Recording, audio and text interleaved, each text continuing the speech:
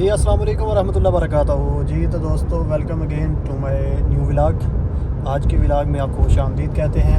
तो मज़ीद अपना सफ़र शुरू करते हैं और आज का दिन कैसा गुजरता है हम इस चीज़ को एक्सप्लोर करते हैं। तो मज़ीद हमारे साथ रहिएगा और देखिएगा कि आज के सफ़र में हम क्या क्या चीज़ें एक्सप्लोर करने वाले हैं। जी तो जनाब अभी रास्ते में रुके हैं, कुछ पैसे वगैरह निकाल लें, फिर उसके बाद आगे चलेंगे। निकालें जी, लगाएं अपना कोड वगैरह। कार्ड पा देता इतने ये हाँ इंग्लिश ओके, कोड डाल दिया नहीं चलो तसी करो ले जी। Transaction cash withdraw okay confirm.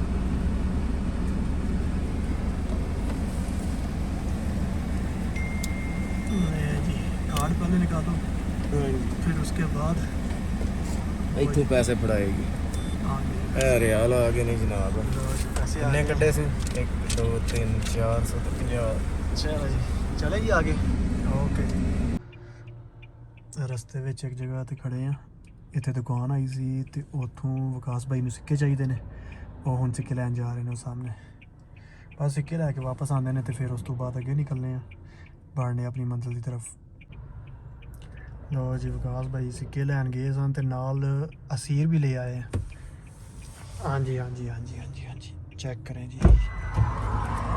ਹਾਂਜੀ ਇਹ ਕੀ ਕੀਤਾ ਜੀ? मैं जूस लेके आए हैं जनाब। ਨਾ ਯਾਰ ਤੁਹਾਨੂੰ protocol ਦੇ ਨਾ ਰਹੇ। ਜੀ ਨਾ, ਇਹਨਾਂ ਪ੍ਰੋਟੋਕਾਲ ਨਾ ਦਿਓ। ਸਿੱਕੇ ਆ ਗਏ ਨੇ? नहीं नहीं ਤੁਹਾਡਾ ਬਣਦਾ ਹੈ ਨਾ ਸਰ, ਸਿੱਕੇ ਆ ਗਏ ਨੇ। ਮਾਸ਼ਾਅੱਲਾ ਮਾਸ਼ਾਅੱਲਾ ਸਿੱਕੇ ਤੇ 10 ਰਿਆਲ ਦੇ ਸਿੱਕੇ ਲਿਆਂਦੇ ਨੇ।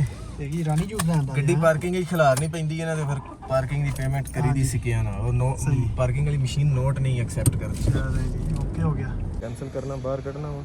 ਸੋ ਜੀ ਗੱਡੀ ਦੀ ਪਾਰਕਿੰਗ ਕਰਨੇ ਤੇ 1 मिनट है। ਹਾਂਜੀ अच्छा है पार्किंग का टिकट कर देना है।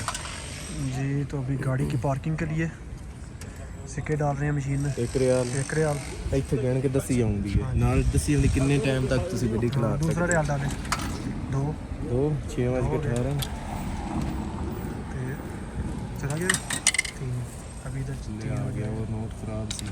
अच्छा सही है, ये 3 हो गया। कितनी देर तक काट लिए? कटो साथ साथ टाइम भी आगे जा रहा है। ये ठीक ही खराब नहीं। ओके ओके ओके ये वापस आ रहा है क्यों? ये ख़राब है? पता नहीं, पुराने ने शायद। अच्छा 4 हो गए ते 5 की बात है 5 देखो 7:10 तक हमें टाइम मिल गया।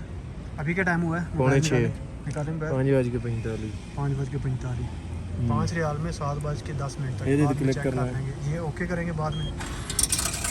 ठीक है तो प्रिंट जा अभी रही है। ये प्रिंट आएगा, इधर प्रिंट जा रही है। ये देखिए मैं पर्ची ये नहीं पर्ची आ खोला। गई है। अभी हमने गाड़ी इधर पार्किंग में लगा दी है, तो चलते हैं अभी स्टोर में।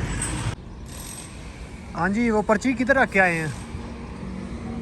गाड़ी के डैशबोर्ड पे डैशबोर्ड पे सामने स्क्रीन में रखनी है ताकि नजर आए बाहर। ताकि नज़र आए, ताकि कोई बंदा आएगा बल्दिया का वापस और आके आके वो फ़ाइन ना कर दे।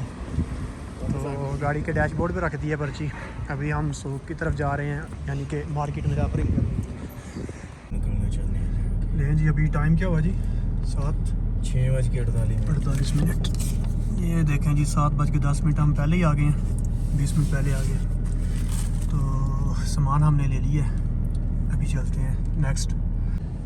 और दूसरा एक और चीज़ थी, ये पर्ची हमने इधर गाड़ी में क्यों रखी है? ये इधर इसलिए रखी है ताकि जो है ना वो बल्दिया वाले अगर आते हैं तो वो इस पर्ची को देख के उनको पता चल जाएगा कि इस पर्ची का टोकन पे हुआ है, तो वो फिर गाड़ी को फाइन नहीं कर सकते। हाँ बिल्कुल इधर से जा सकते हैं।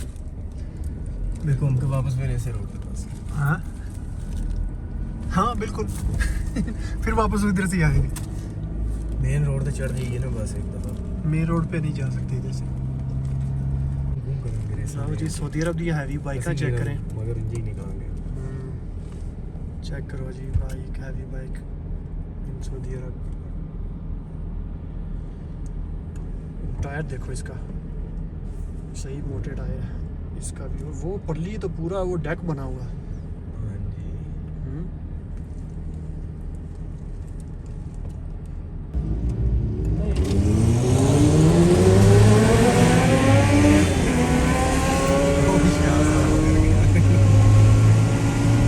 ਹੋਏਗਾ ਵਾਇਲੇਸ਼ਨ ਹੁਣ ਕਰਦਾ ਸੱਚੀ ਉਹਦੇ ਚ ਖਜੂਰਾਂ ਪੀਜੀਆਂ ਪਈਆਂ ਨੇ